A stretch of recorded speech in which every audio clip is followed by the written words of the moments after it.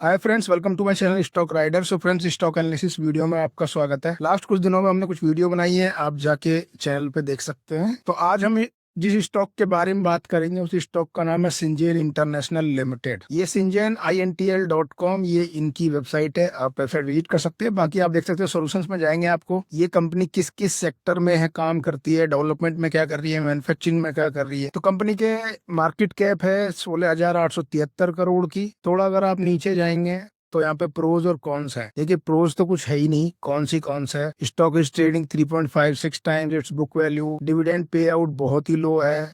Promoter की holding कम हो चुकी है। शेयर होल्डिंग पैटर्न की बात करते हैं प्रमोटर्स की। लास्ट 1 ईयर में अगर आप देखेंगे यहाँ पे 52.74 से 52.68 यहाँ कम हुई है, उसके बाद से ये कांस्टेंट हो गई है। FII कंटिन्यूस सेलिंग की है। DII मार्च से 21.50%, फिर 24 हो गए, 24.62, 25.83, यानी कि DII हर क्वार्टर में अपनी जो शेयर होल्डिंग है वो बढ़ाते हुए आ रहे हैं। पब्लिक यानी रिटेलर्स यहाँ पे देखिए 5.99, 6.45, लेकिन जून से सितंबर वाला जो क्वार्टर है उसमें कम हो गई है। उसके बाद सितंबर से दिसंबर में बढ़ गई है। अदर्स का स्टेक नॉमिनल कम है, 0.31, 0.30, 0.29, 0.01%। Share holding, number of share holders वो कम हुए, 1 ईयर में कम हो गए, 142,310 से 131,750। तो चलिए हम लोग अब कल चलते हैं चार्ट पे। तो ये है वीकली चार्ट। अब वीकली चार्ट में आप देखिए स्टॉक 960 के आसपास का ऑल टाइम हाई है इस स्टॉक का। कब लगाया था? दिसंबर 2024, और अब चल रहा है मार्च 2026। तो कुल मिला के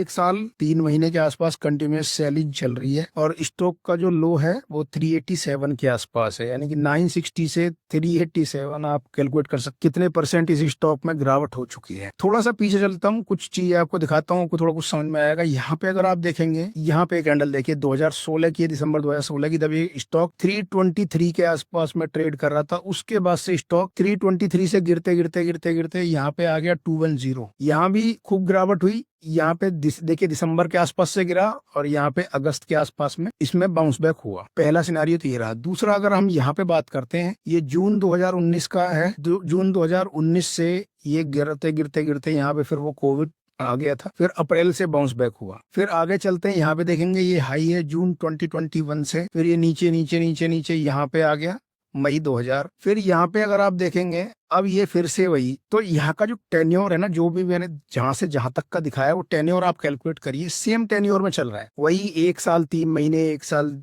4 महीने, मतलब कि गिरता रहेगा, उसके बाद से बाउंस बैक करेगा, वही पहुंचेगा, फिर से वही पहुंचता है। उसके बाद फिर कंसोलिडेशन जोन, फिर नीचे वही हाई से नीचे गिर जाएगा, फिर ऊपर जाएगा, उसके बाद से फिर गिर जाएगा, फिर 1-1.5 साल नीचे रहेगा, फिर ऊपर जाएगा, उसके बाद से फिर नीचे आ जाएगा, वही 1-1.5 साल नीचे नीचे नीचे नीचे, और फिर उसके बाद से फिर अपसाइड शो। तो ये एक पीछे की हिस्ट्री है इस स्टॉक की। बात करते हैं वनडे के चार्ट में, आप फॉल देख ही रहे होगे। तो यहाँ पे एक क्वेश्चन है कि क्या इस स्टॉक को सेल कर देना चाहिए और बाय करना चाहिए, या हम लोग न्यू इन्वेस्टर है, हमें कहाँ पे बाय करना चाहिए। तो ये है 1 आवर का चार्ट। 1 आवर के चार्ट में आप देखेंगे 387 का इसने हाई लगाया, अपसाइड गया, उसके बाद से यहाँ पे 428 का लेवल इसने पहला रेजिस्टेंस जो है वो यहाँ पे तोड़ने की कोशिश की, नहीं तोड़ पाया, 428 के आसपास है। फिर उसके बाद से नीचे आ गया, फिर अपसाइड गया 425 के आसपास से, फिर लौट गया नीचे, फिर नीचे आया, फिर नीचे आया। अब यहाँ पे इसने ये जोन बना दिया, राइट, यहाँ पे सपोर्ट ले रहा है नीचे। लेकिन लास्ट ट्रेडिंग सेशन में क्या हुआ, यहाँ पे गैप अप ओपनिंग हुई है इसकी, उसके बाद से अपसाइड, और फिर यहाँ पे अभी ये कंसोलिडेट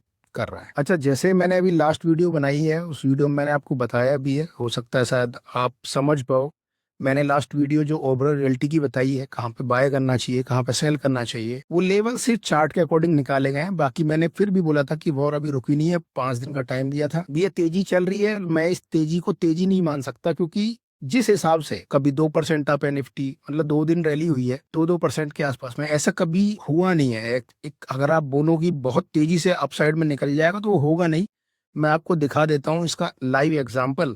बहुत लोग डाउ जोन को फॉलो करते हैं, तो देख लीजिए 300 पॉइंट डाउन है, अभी लाइव मार्केट देख रहा हूं मैं, 300 पॉइंट डाउन है डाउ जोन्स। तो अब आप कैलकुलेट कर सकते हैं, यहाँ पे डाउ जोन 200-300 पॉइंट गिरता है, हमारी मार्केट 1000 पॉइंट गिर जाती है। क्या कल भी वही होगा? हो सकता है, कोई बड़ी चीज नहीं है कि नहीं हो सकता। लेकिन अगर हम लोग इसी स्टॉक की बात करें, तो 428 ये जो लेवल है, ये ब्रेक होना चाहिए। मैं तब सस्टेन मानूंगा इस स्टॉक को कि जब यहाँ से ब्रेकआउट देगा। तो क्वेश्चन यही है कि क्या ये स्टॉक ब्रेकआउट देगा, या वापस फिर से इसी जोन पे आसपास में आ जाएगा। नीचे अगर जहां ये सपोर्ट ले रहा है, अगर मैं इसकी बात करूं, इस सपोर्ट जोन की 395 के आसपास में है। 395 के आ सकता है या 400 आ सकता है जहां पे मिला, क्योंकि यहाँ पे गैप है। गैप को आप भूल नहीं सकते, ये गैप है, ये गैप फिल भी हो सकता है, क्योंकि कल अगर गैप डाउन ही ओपन हुआ तो पता चला 400 पे गैप डाउन, यहाँ पे 400 पे ओपनिंग हुआ और उसके बाद से फिर रुके ना, फिर अपसाइड। क्योंकि जितना भी मोमेंट होगा मार्केट में वो इनिशियल में ही हो जाएगा। देखते हैं कि मार्केट किस साइड में मूव करती है। नीचे 387 है और ऊपर 428 है। इसके बीच में अगर आपको बहुत अच्छा मौका मिलेगा, अगर ये 400 के आसपास में ओपनिंग होती है,